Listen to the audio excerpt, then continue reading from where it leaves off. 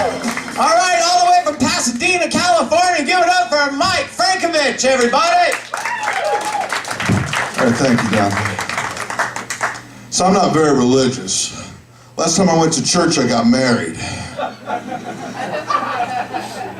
I guess you could say I went straight to hell. So I recently celebrated the 1-year anniversary of my divorce. I wouldn't call it a failed marriage, I call it more or less a successful escape. It turns out my ex-wife, she ran off with another guy.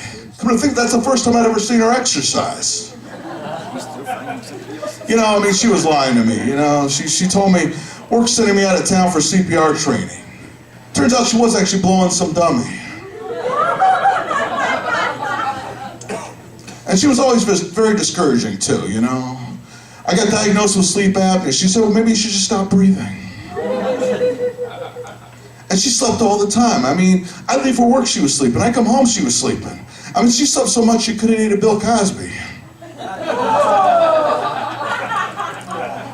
So, you know, I met this new guy she's with, and she says to me, she says, you know, you guys have a lot in common. You guys should be buddies. I said, yeah, we both have terrible taste in women. So, you know, recently I've been trying to lose weight. I said trying. And it's hard because, you know, food's always on my mind, especially junk food. The other day I got pulled over by a cop. He said, you know why I pulled you over? I said, no, why? He says, you didn't slow for the cone zone. I said, where was the ice cream truck? And I love junk food too, you know. I love to eat an In-N-Out burger. And you know, I love to order everything animal style. I tried that in Montana. I woke up next to a sheep. They got this burger there. It's called a 4x4. It's 4 all beef patties, 4 slices of cheese, and a 4-minute wait for an ambulance. You know, and it's hard eating healthy. You know, I don't know whether to trust vegetables. You know, I used to think that Bok Choy was the bad guy in a Bruce Lee movie. I mean, his partner was kimchi. You know, and it's like, you know, I've never cheated on a woman, but I've cheated on diets. I cheat on a diet the way I cheat on a test. I just sit next to an Asian or what he's having. So, you know, it's crazy, you know, and everyone's got their advice about losing weight. One of my friends says to me, he says, you know, what you gotta do if you wanna lose weight is you gotta go vegan. I said, I'm not quite ready to take that huge step to telling everyone else what they should eat. Another friend said, hey, try the water diet. That's like, whenever you're hungry, you just drink water. You don't eat anything. Now I pee so much, I forget I'm malnourished.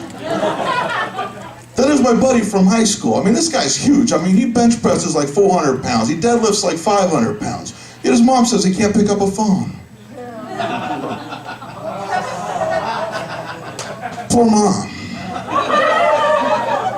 He says, Mike, he says, you know what, you want to lose those man boobs, what you got to do is you got to do a lot of chest exercises. So I started going to the gym. I did a lot of chest exercises. I mean, they're still there, just firmer. I haven't left the house in weeks. You know, and Caitlyn Jenner, I mean, she got boobs, everyone called her an inspiration. I got boobs, everyone just calls me fat. At least they don't call me Woman of the Year.